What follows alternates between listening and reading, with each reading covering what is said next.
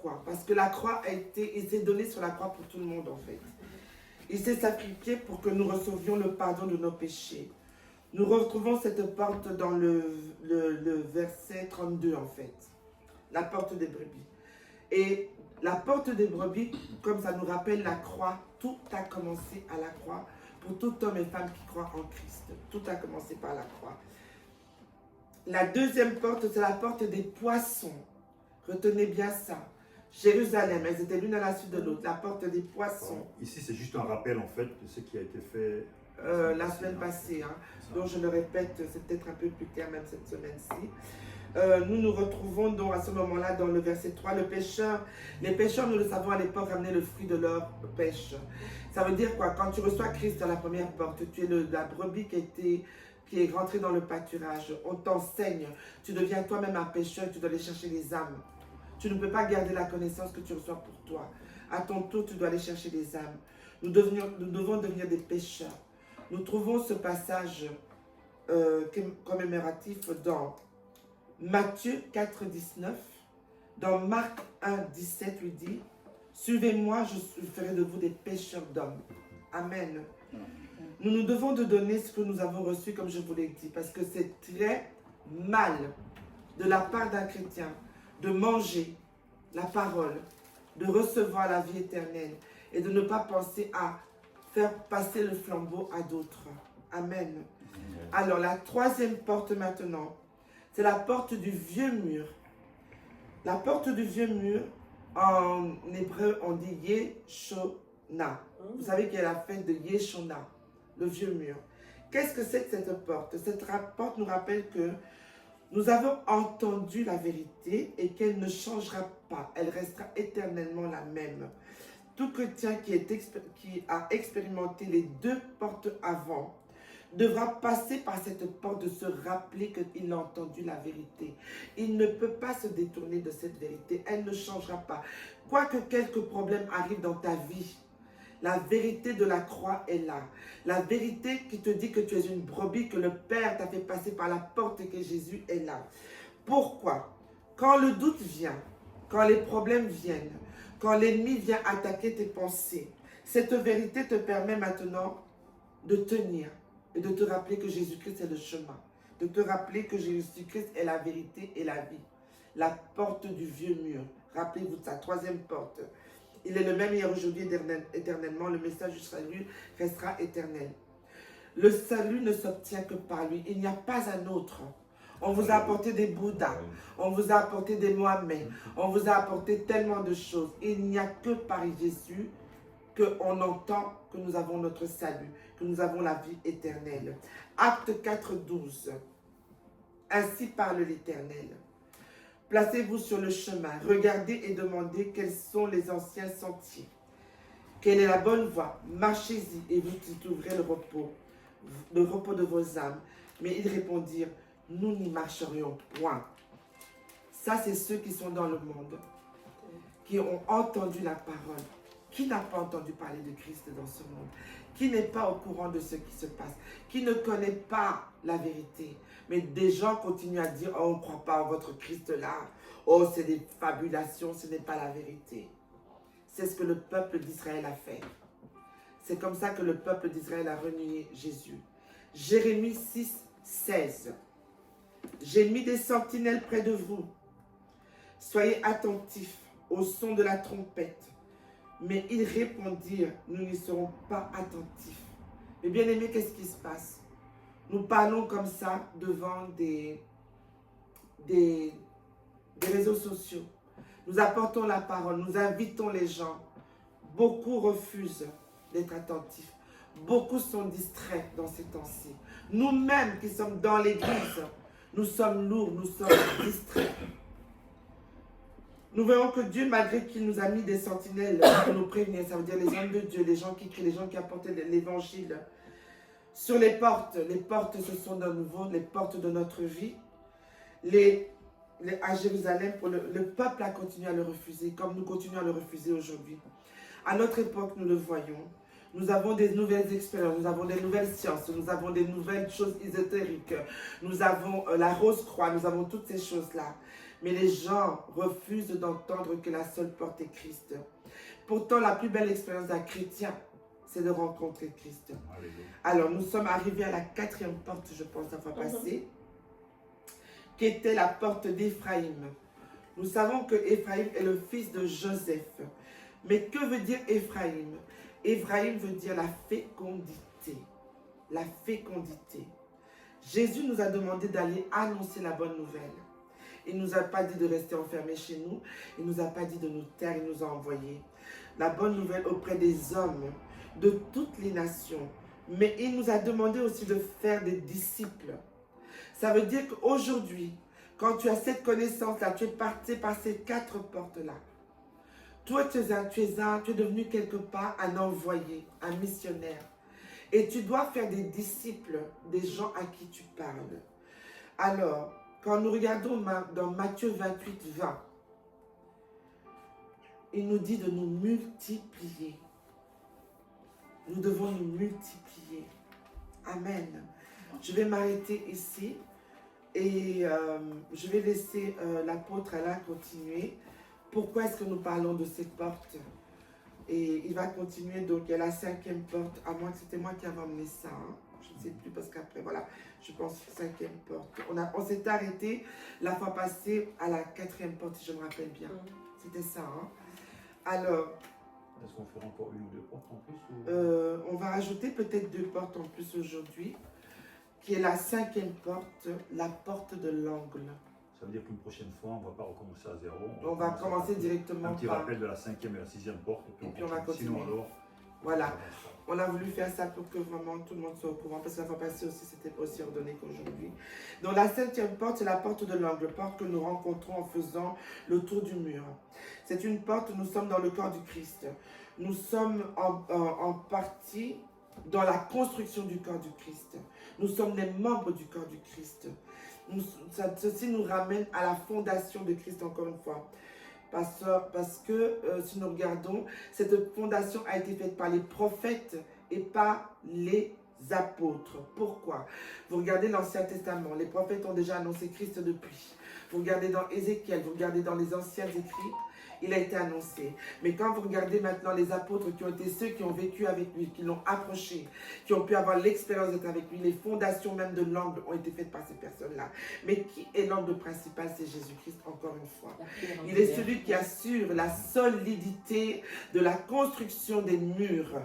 Les murs de quoi? Du corps que nous sommes, de la ville que nous sommes. Il nous permet de grandir, de former un corps, un temple saint pour le Seigneur. Parce que nous sommes des temples, nous sommes des corps saints pour le Seigneur. Et c'est lui l'angle principal, le mur principal sur lequel nous tenons. Nous pouvons évangéliser à cause de cela. Aux armées que nous formons en Jésus-Christ. Nous le faisons pour être sauvés. Nous ne le faisons pour être sauvés parce que nous sommes déjà sauvés.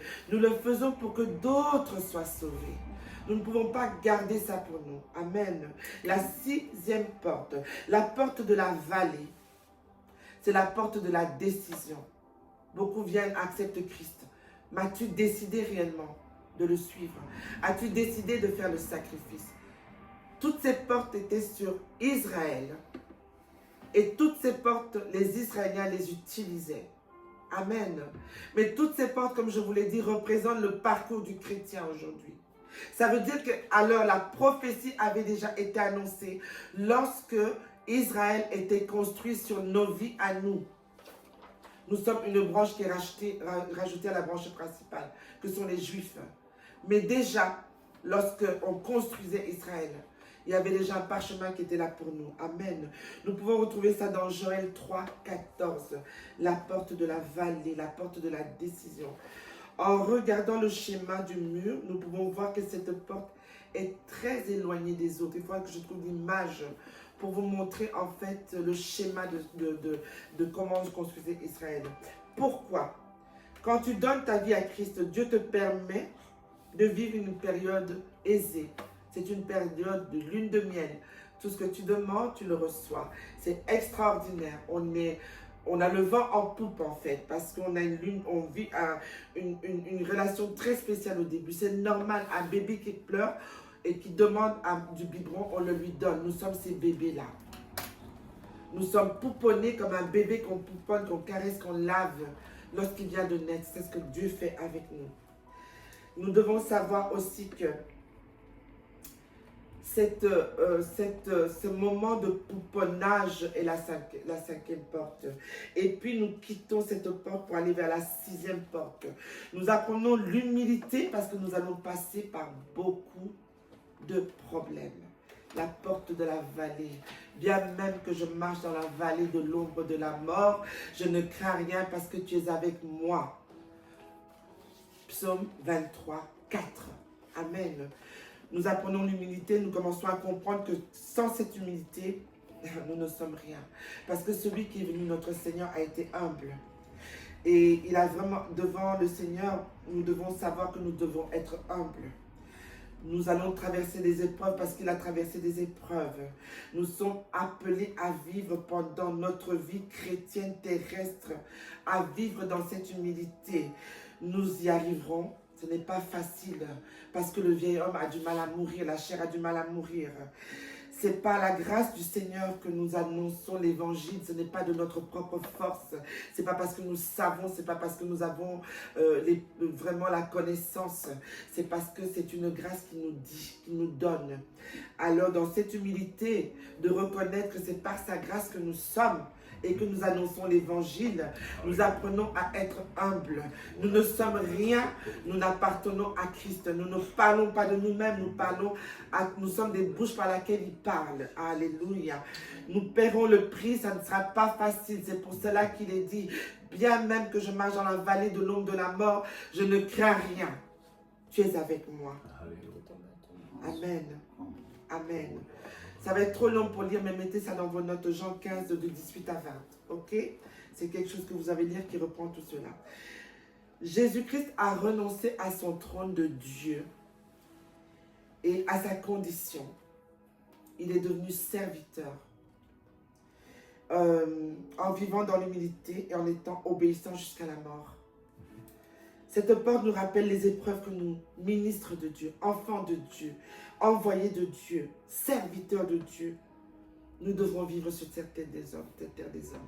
La maladie va vous frapper, mais n'oubliez pas, rappelez-vous, la porte de la fécondité.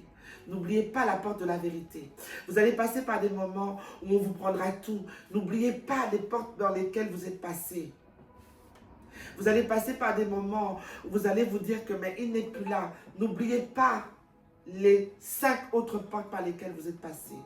Ne lâchez pas, vous n'allez pas lâcher en plein chemin. Il faut aller jusqu'à la 12e porte. Amen. Amen.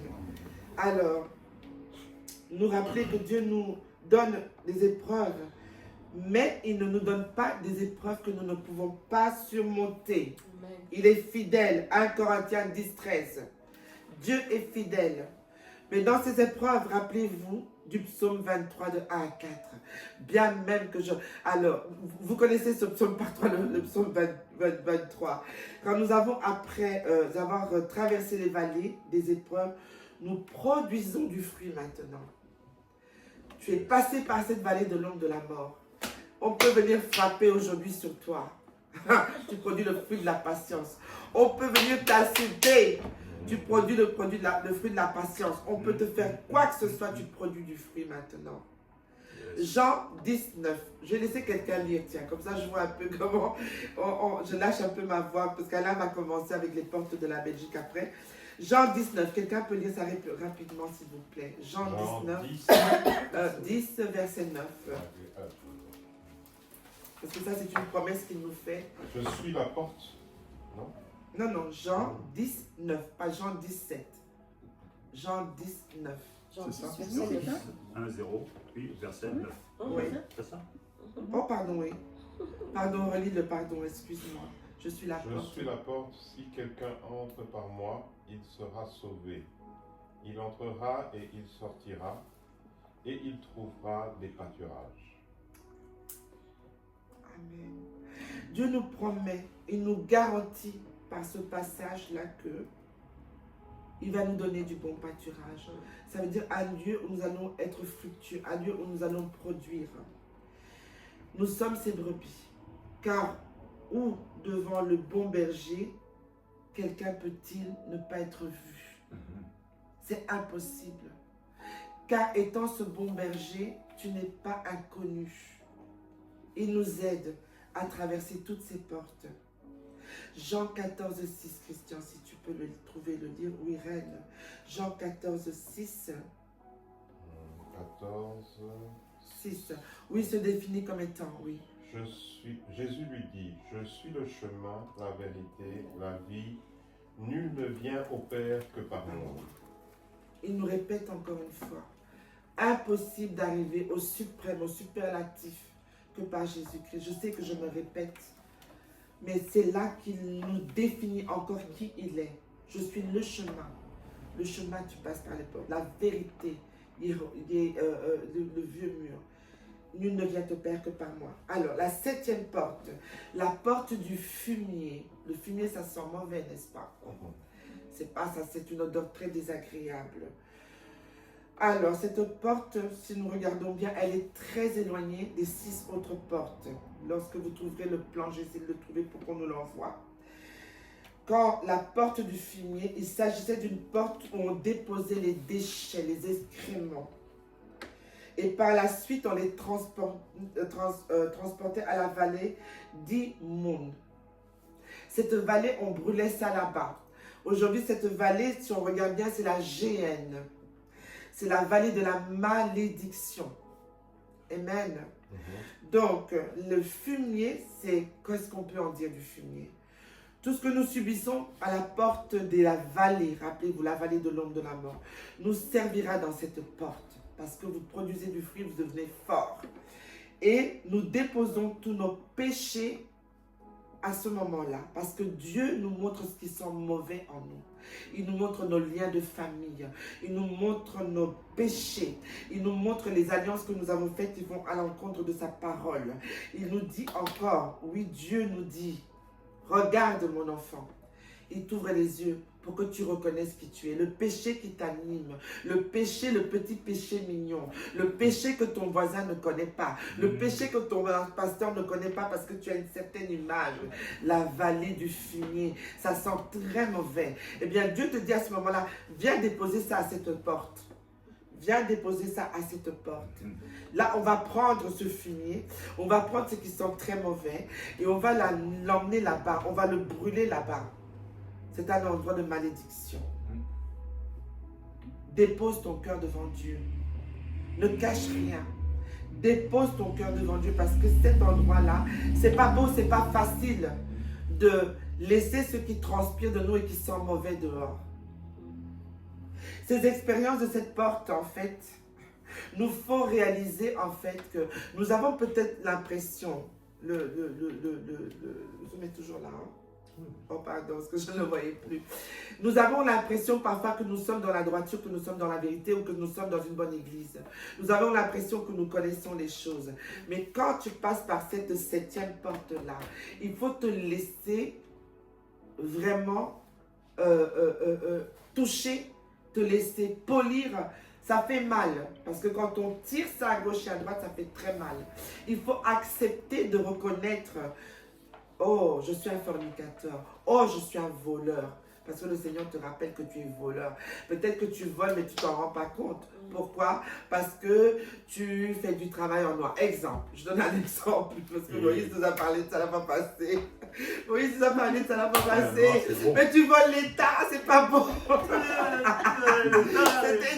C'était dur parce que tu te disais, waouh, qu'est-ce que c'est que ça? Il faut vraiment accepter de déposer toutes choses et de reconnaître qu'on a ce problème-là. Alléluia, alléluia. Le travail en noir.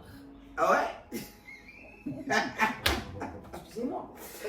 Dieu dépose en fait dans notre cœur à ce moment-là, en fait, il est occupé à nettoyer notre cœur de tous les déchets, de toutes les détritus qui existent en fait. C'est pas évident. Alors, il veut nous rendre purs en fait. Il veut que nous devenions une argile nouvelle. Que nous soyons façonnés. Une porte nouvelle sans levain. Rappelez, le pain sans levain? Sans levain, sans tout ce qui fait gonfler, mousser. Là. Amen. 1 Corinthiens 5, 7 nous parle de cela. Vous pouvez juste l'écrire. J'imagine la difficulté de réparer cette porte en fait. C'est très compliqué. C'est pas facile. Il y a des gens qui mettent, s'ils sont disposés, 1 an, 2 ans, 3 ans. Il y en a qui mettent 20 ans, il y en a qui mettent 30 ans, il y en a sur leur lit de mort. Mais ça c'est triste parce que c'est pas garanti. Qui n'acceptent pas, qui refusent d'arriver à vraiment passer par cette porte et passer à l'étape suivante. Je dois pour cela me purifier, repentance complète de tout ce qui est sali dans mon corps, dans mon âme, dans mon esprit, dans mon âme, oui. En accord avec Dieu et m'accorder avec Dieu en fait à ce moment-là. Je dois rentrer dans l'obéissance complète. 2 Corinthiens 7, 1. 2 Corinthiens 7, 1. Amen, alléluia, alléluia. Je me dois de faire confiance à Dieu alors qu'il me montre les déchets de ma vie, ce que je continue à porter pour qu'il les enlève définitivement de ma vie. Amen. Ce n'est pas facile, c'est vrai, c'est très douloureux, ça fait mal, ça laisse des blessures. Mais nous devons passer par là pour rentrer dans la prochaine porte, comme je l'ai dit. Alors, porte suivante, la 8e porte, la porte de la fontaine. La porte de la fontaine, cette porte-là était juste après cela. On vous a dit que cette porte du fumier, la porte de la vallée était très très loin des autres. La porte du fumier était pas très loin. Et puis on rentre à la porte de la fontaine. Cette porte se trouve juste après la porte du fumier pour nous permettre d'être blanchis, nettoyés, purifiés, sanctifiés. Après les épreuves de la porte de la vallée, de la porte des déchets, du fumier, nous sommes prêts à être nettoyés par cette source d'eau vive qui coule en nous et qui est maintenant une source dans laquelle nous venons nous déposer et nous lâcher complètement. Cette source ne tarira pas. Et nous trouvons ça dans Jean 1, dans Jean 4, 14. Celui qui boit de l'eau que je lui donnerai deviendra en lui une source d'où coulera la vie éternelle. Jean 4, 14. Cette porte nous fait penser au ministère du Saint-Esprit. Amen. Jean 7, 38 nous dit, si quelqu'un a soif, qu'il vienne à moi et qu'il boive. Celui qui croit en moi dans les fleuves d'eau vive couleront de son cœur, de son sein. Le Saint-Esprit est celui qui coule en vous. Amen. Amen. Amen. Amen. Vous savez, j'ai préparé ça, mais j'en reparle et je reçois encore, et je reçois encore, et je reçois encore. La 9e porte. Ah, on s'arrête à 8? Ok, d'accord. On continuera. La prochaine fois, on ira de la 10e à la 12e. Ok, 2 portes en plus. Donc ce sont les portes de Jérusalem. De Jérusalem. Parce que Amen. tu disais Israël. Oui, dans la vidéo, je m'étais trompée. J'ai corrigé par écrit en dessous. Jérusalem. C'est les portes de Jérusalem qui sont le cheminement de tout enfant de Dieu. Amen. Amen. Alléluia. C'est les portes du mur que les Alors. devraient rebâtir, non, c'est ça? Hein? pas les C'est quand ils ont rebâti Israël, ouais. Alors effectivement, on a voulu faire un parallèle en fait. En cela, on s'est rendu compte d'une chose, chaque pays, chaque ville, dans chaque pays, dans la plupart des pays, en fait, les villes sont bâties sur les portes. Ok. Et nous sommes intéressés, puisque nous sommes en Belgique, nous sommes intéressés à Bruxelles, qui se trouve à la capitale de l'Europe, comme vous le savez. La capitale de la Belgique et donc la capitale de l'Europe également. Et la Belgique, en fait, plutôt la Bruxelles est bâtie sur 7 portes. A été bâtie sur 7 portes. Ce sont des portes spirituelles. Amen. Et donc ces portes, juste pour les citer, il y a eu la porte de Schaerbeek, la première porte, côté botanique, la porte de Louvain, la porte de Namur, la porte de Halle, la porte d'Anderlecht, la porte de Flandre et la porte d'Anvers. Ces portes ont une signification et physique et spirituelle, surtout spirituelle. Alléluia.